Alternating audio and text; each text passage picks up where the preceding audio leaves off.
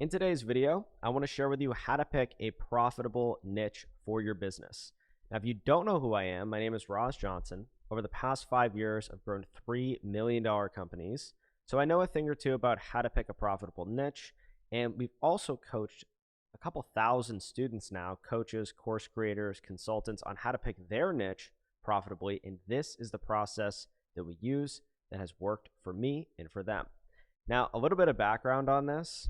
When I first got started in business about 9 years ago, I was not good at picking niches. I picked the wrong niche. I would get into all these general areas.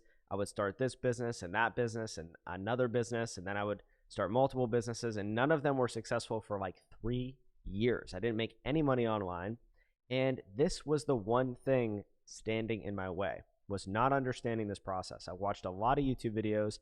I went through a lot of courses, and everyone just kind of gave very vague general advice. They didn't help me define whether or not my niche was actually a good idea or a bad idea. And so that's what I'm going to do for you inside of this video. I'm going to help you get to success a lot faster.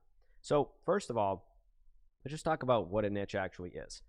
A niche is basically a starving crowd. That's kind of the best way to think about it. It's a group of people with common characteristics that have a strong desire. It's like people who rush out of a football game, they're drunk and they're starving and they're looking for hot dogs, right? That is a niche.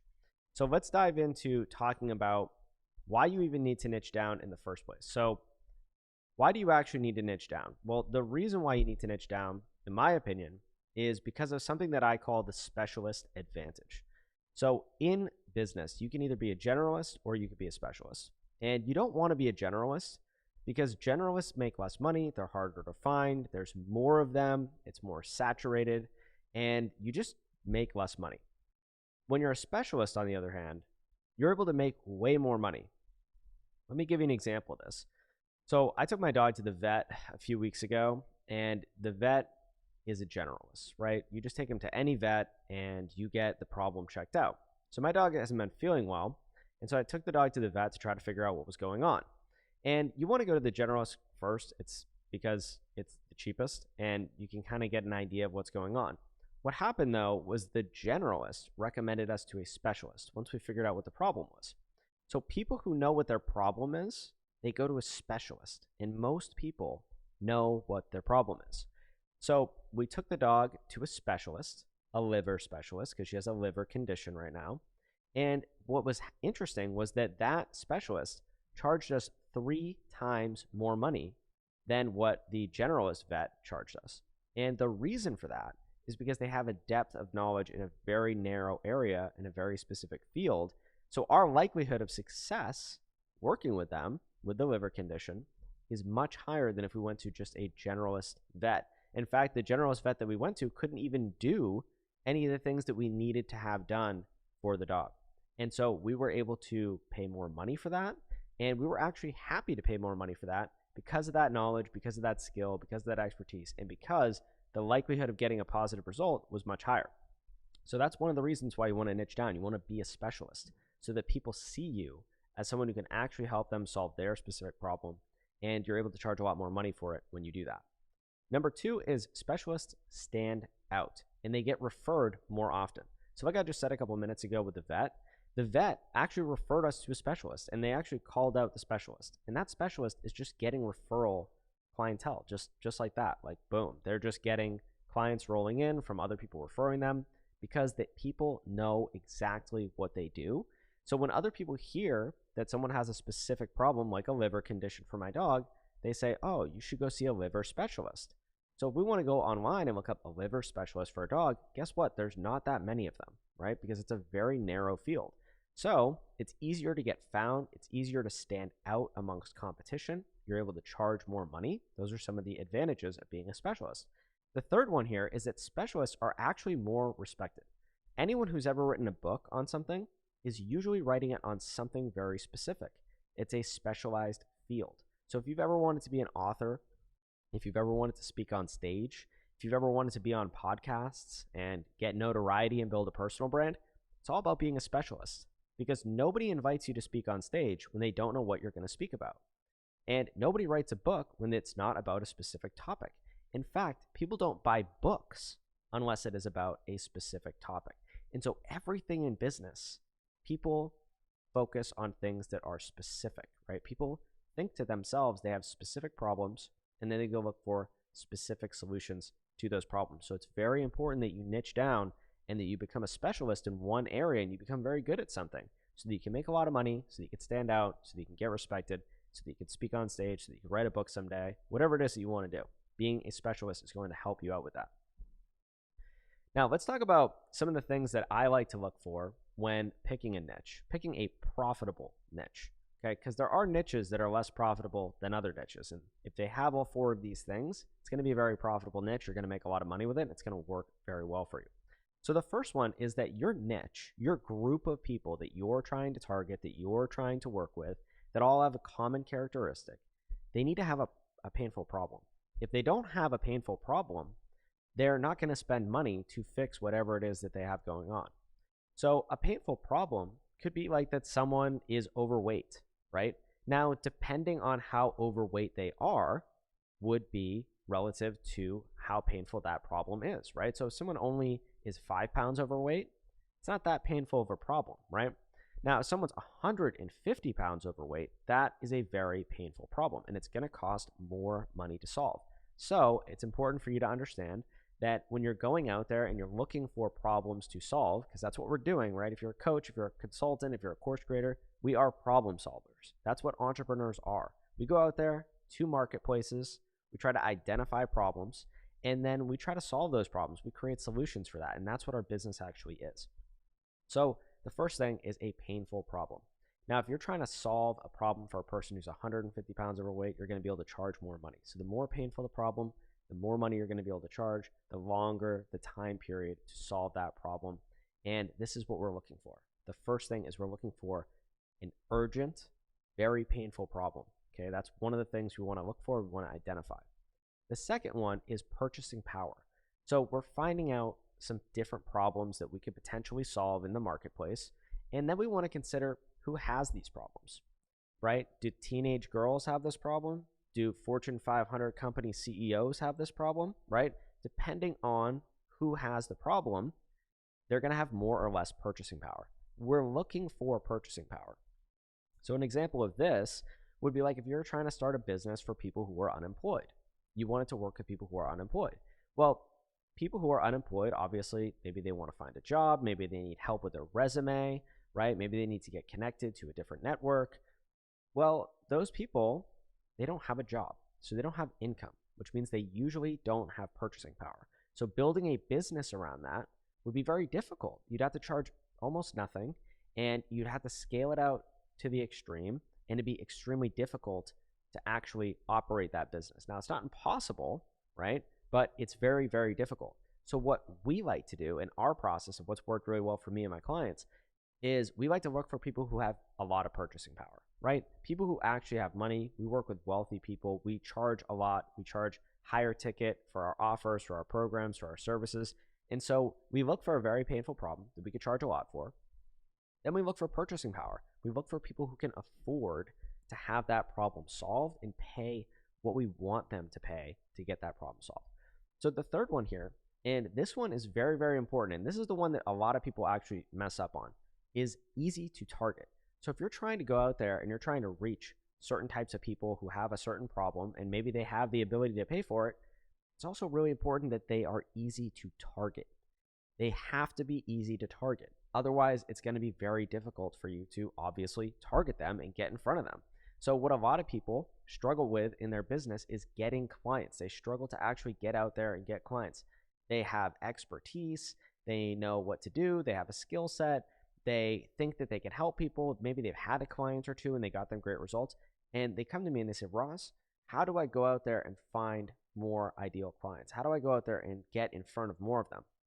And a lot of times, what they're trying to do is target a person who is not easy to target, meaning they're trying to target women who have low self-esteem, right? How would we know if a woman had low self-esteem? We wouldn't really know, right? Because it's not going to be in their Instagram bio. It's not going to be on their Facebook. They're not going to be posting about the fact that they have low self-esteem, and they might even be embarrassed to come forward and admit that they have low self-esteem.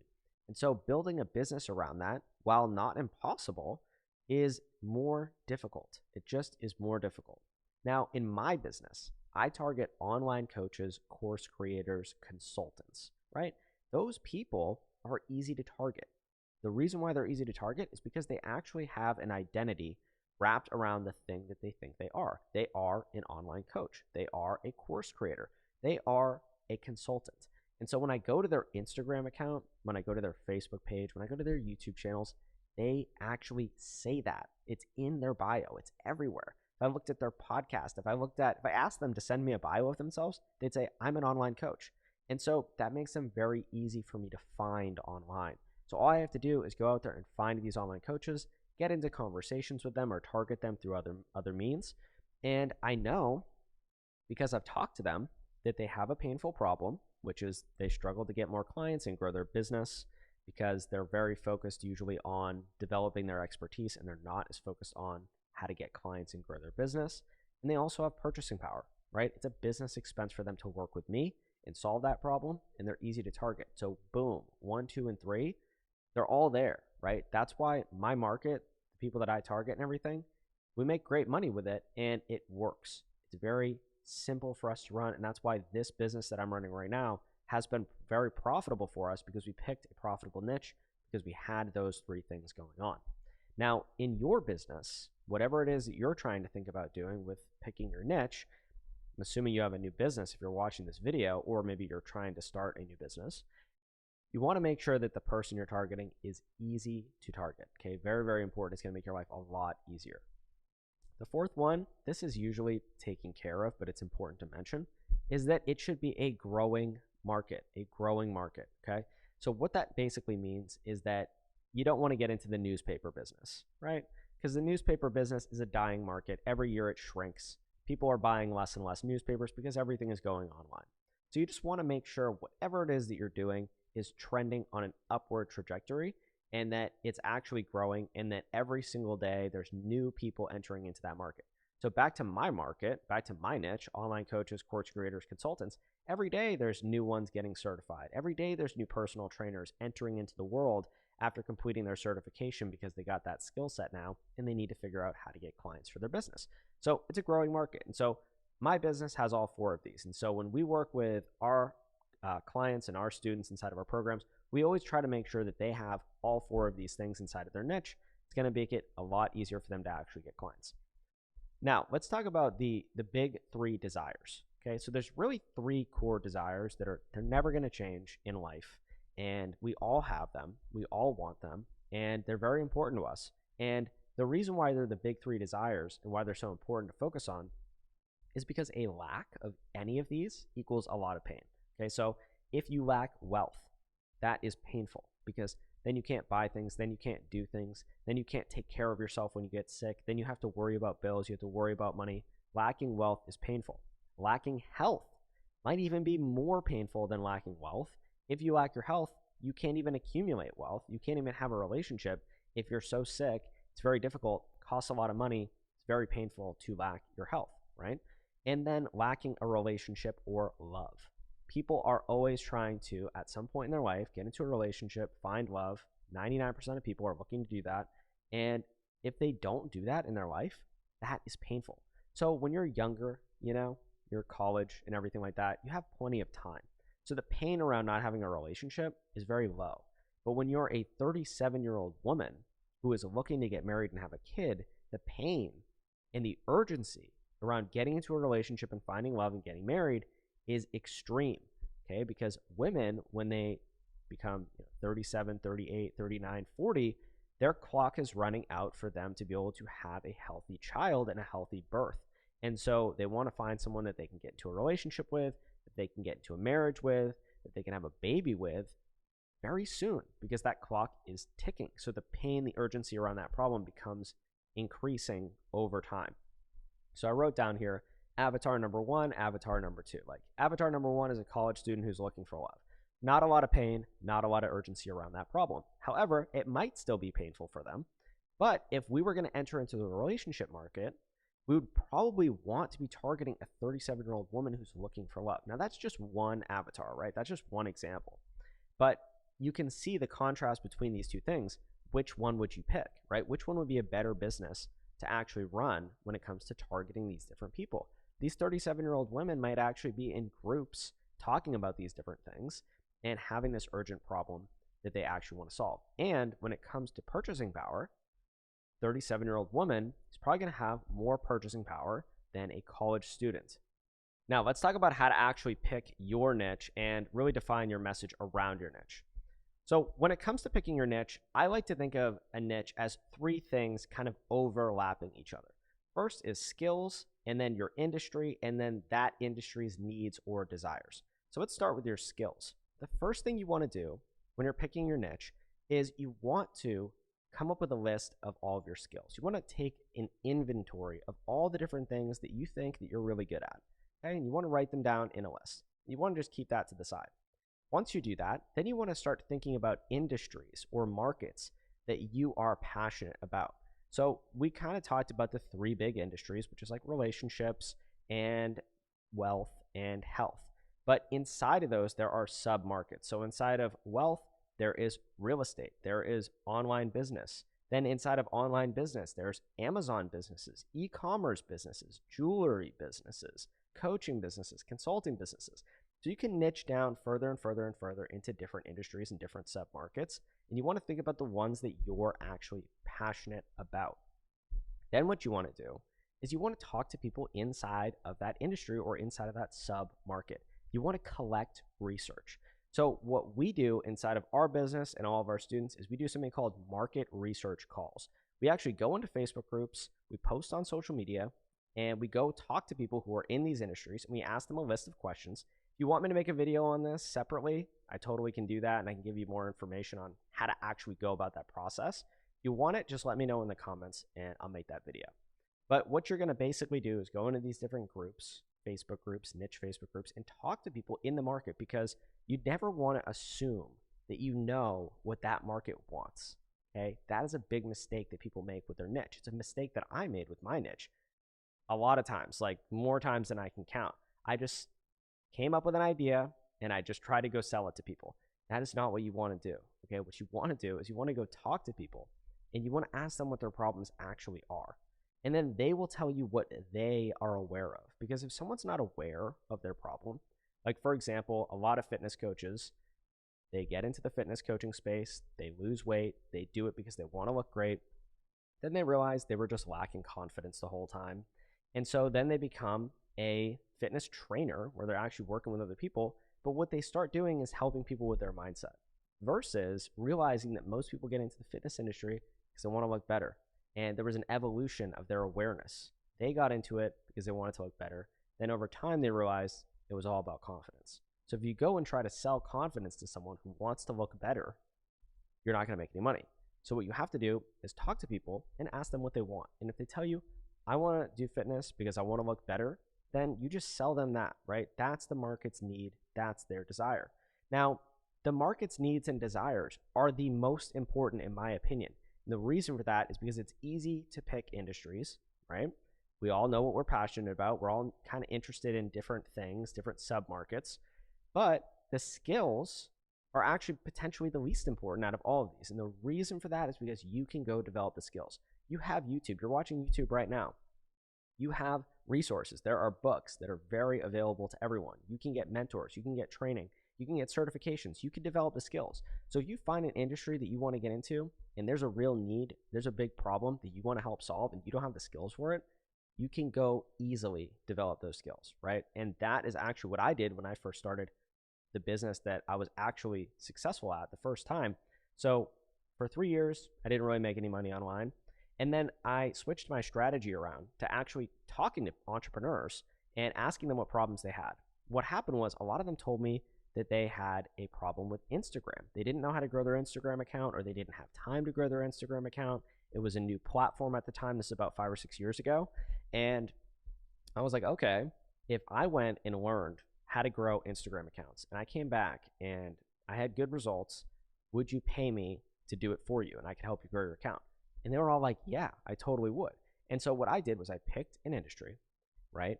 Entrepreneurs who needed to grow their Instagram account, and that was their need. they wanted to grow their Instagram account. So it was digital entrepreneurs. And then the need was they wanted to grow their Instagram account, but I didn't have the skills.